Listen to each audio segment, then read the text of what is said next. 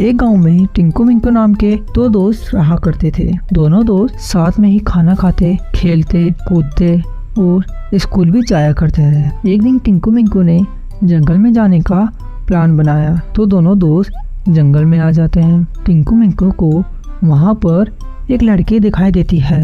लड़की बहुत ज्यादा ही सुंदर थी। टिंकू मिंकू दोनों को वह लड़की बहुत पसंद आती है तो टिंकू मिंकू से बोलता है, देखो मिंगू, यह कितनी सुंदर लड़की है। यह मेरी गर्लफ्रेंड बन जाए तो मजा ही आ जाए। तुम क्या बोलते हो, मैं जाकर उसको प्रपोज कर दूं? मिंकू बोलता है, अरे बेशर्म, अपनी भाभी को इस नजर से देखता है। भाभी तो माँ समान होती है। ये तेरी नहीं मेरी गर्लफ्रेंड बनेगी। टिंकू बोलता है, यह मेरी भाभी कैसे हुई? मैं तो इसे ही अपनी गर्लफ्रेंड बना लूंगा। तुम तुम्हारे लिए दूसरी लड़की देख लेना। मिंकू बोलता है, इस तरह ऐसी बात बोली तो मैं तुम्हें चाटा मार दूंगा। देख लो, यह तो मेरी ही गर्लफ्रेंड बनेगी। फिर मैं यह नहीं देखूंगा कि तुम मेरे दोस्तों हो। इस तरह मिंकू टिंकू के बीच में एक लड़की की वजह से लड़ाई हो जाती है। पर वह लड़की दोनों में से किसी को भी भाव नहीं दे रही थी और दोनों की ऐसी फालतू बातें सुनकर मुस्कुरा रही थी। टिंकू मिंकू का झगड़ा चालू रहता है। झगड़ा इतना ज्यादा बढ़ जाता है कि टिंकू मिंकू को एक चाटा मार देता है तो मिंकू बोलता है, टिंकू, तूने मुझे चाटा मारा है ना? अब मैं तेरे से केटी हूँ। अब मैं तेरे से कभी भी बात नहीं करूँगा और मैं तुझे खाने के लिए चॉकलेट भी नहीं दूंगा। और तुझे पता ही है तेरे मैथ्स का क्या हाल है। उसमें भी चीटिंग नहीं कराऊंगा। यह बोलकर मिंकू वहाँ से चला जाता है। अगले दिन मिंकू सुबह जल्दी उठ जाता है तो मिंकू को टिंकू का चाटा लगाया हुई बात याद आ जाती है। वह अपने मन में टिंकू से बदला लेने की सोचता है और बोलता है, टिंकू ने मुझे चाटा लगाकर अच्छा नहीं किया। मैं इसका बदला जरूर लूंगा। चाटा लगाया तो लगाया, उस सुंदर लड़की के सामने क्यों लगाया?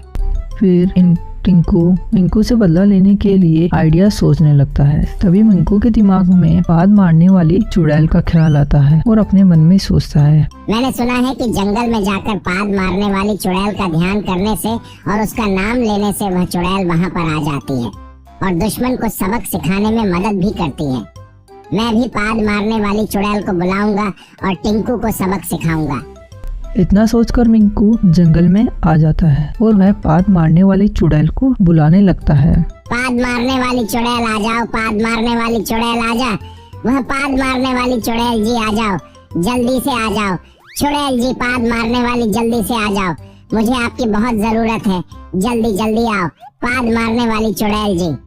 ऐसे ही मिंकू 2-3 घंटे तक तप करता रहता है और वह पाद मारने वाली चुड़ैल वहाँ पर मिंकू से खुश होकर आ जाती है तो पाद मारने वाली चुड़ैल बोलती है, कौन है जो मुझे 2-3 घंटों से याद कर रहा है?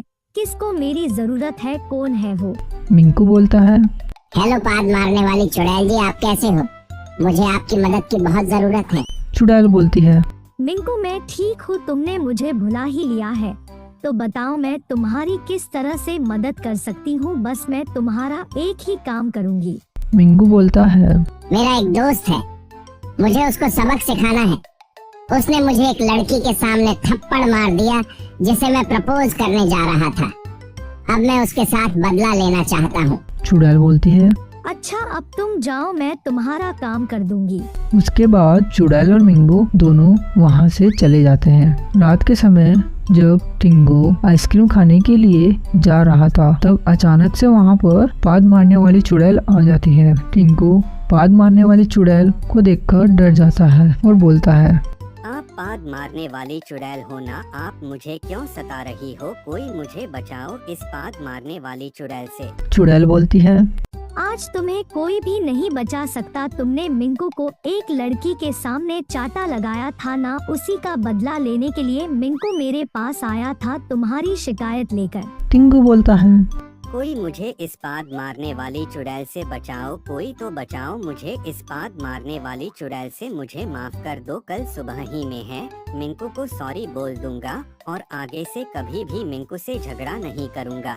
पर चुड़ैल टिंकू की बात नहीं सुनती और वहाँ पर जोर से पाद मारती है। जिससे टिंगू अपनी आइसक्रीम लेने जाने वाली बात भूल जाता है। थैंक यू दोस्तों, आपने एंड तक कहानी देखी। हमें आपकी सपोर्ट की बहुत ज़्यादा ज़रूरत है, तो प्लीज़ सब्सक्राइब करें। Thank you for watching.